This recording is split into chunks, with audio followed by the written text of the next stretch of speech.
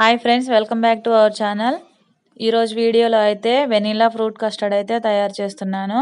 ముందుగా పాలని మరిగించుకొని పాలు బాగా మరిగిన తర్వాతలా తగినంత పంచదార వేసుకొని అది కూడా కరగనివ్వాలి. తర్వాతలా వెనీలా ఫ్రూట్ కస్టర్డ్ పౌడర్ అనేది మనకి సూపర్ మార్కెట్లో దొరుకుతుంది. దాంట్లో ఒక 2 టేబుల్ స్పూన్స్ పౌడర్లో ఒక హాఫ్ గ్లాస్ పాలు అనేది యాడ్ చేసుకొని మరుగుతున్న పాలల్లో వేసుకొని దగ్గరికి వచ్చిందాక ఒక 5 మినిట్స్ వరకు కలిపితే దగ్గరికి వస్తుంది. తర్వాతలా అది పూర్తిగా చల్లారిన తర్వాతలా మనం కట్ చేసి పెట్టుకున్న ఫ్రూట్స్ అనేవి వేసుకొని ఒక 2 అవర్స్ పాటు ఫ్రిడ్జ్లో పెట్టుకుంటే మనకి కూల్ ఫ్రూట్ కస్టర్డ్ అనేది తయారవుతుంది.